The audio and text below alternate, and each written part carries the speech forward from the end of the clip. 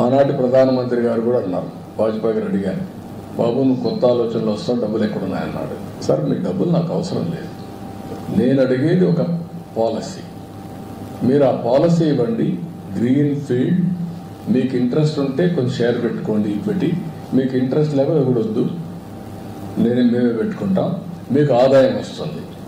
ఎందుకంటే ప్రతి ఒక్క టికెట్ అమ్మితే గవర్నమెంట్కి ఆదాయం బోలెడంత వస్తుంది. ఈ మాట చెప్పాను.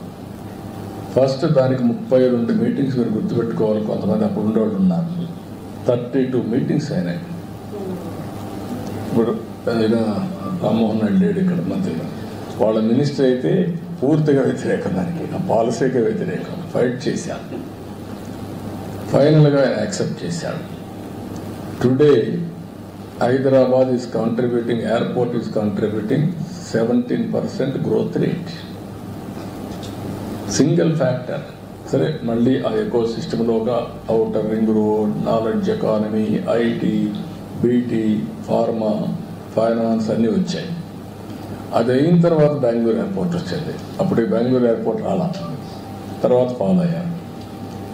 ఈరోజు Hyderabad airport most functional airport, Delhi వచ్చి అన్నీ వచ్చాయి.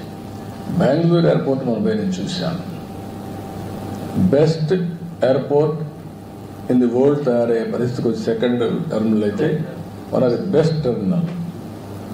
మనం డబ్బులు అంటున్నాం, గవర్నమెంట్ డబ్బులు ఖర్చు పెట్టలేదు దాంట్లో, గవర్నమెంట్ బెనిఫిట్ వస్తాం. It is promoting economy of Karnataka. VIP launch అవన్నీ చూస్తే గార్డెన్లో ఎయిర్పోర్ట్ తీసుకొచ్చారు.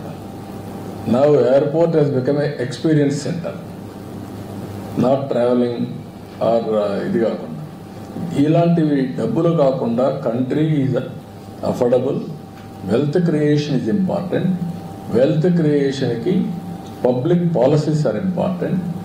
వన్స్ పబ్లిక్ పాలసీస్ ప్రాపర్గా వచ్చి ఆ ఎకో సిస్టమ్ క్రియేట్ చేస్తే వెల్త్ జనరేషన్ వస్తుంది, వెల్త్ క్రియేషన్ వస్తుంది, అది మన రెవెన్యూ జనరేషన్ వస్తుంది. దెన్ వెల్ఫేర్ కూడా చేశాను. అది అమరావతి తీసుకొచ్చాను. ఈరోజు అమరావతి మోడల్ ఏంటి? ఏం పెట్టాము డబ్బులు ఖర్చు? ప్రతి ఒక్కరు అంటున్నాడు, ఒక ఊర్లో పని కాకపోతే ఈ డబ్బులు తీసుకు ఖర్చు పెట్టామంట. కనీసం ఒక మనుషులకు కావాల్సింది మినిమం కామన్ సెన్స్ అయినా ఉండాలి. రాజకీయ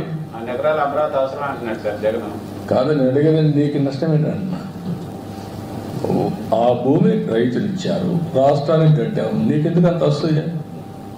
ఈరోజు ఆంధ్రప్రదేశ్ ప్రజలకు అవసరం లేదా? ఒక హైదరాబాద్ తెలంగాణకు వచ్చింది, డెవలప్ చేశాం.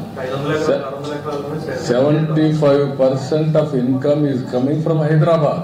75%, 67% service sector, 9.3% revenue from GSTP because of service sector. కాబట్టి 9.3% హైయెస్ట్ రెవెన్యూ వచ్చేది, జిఎస్టిపి కలెక్షన్ వచ్చేది, జిఎస్టి కలెక్షన్ వచ్చేది from Telangana because of Hyderabad service sector. ఎట్లొచ్చాయి?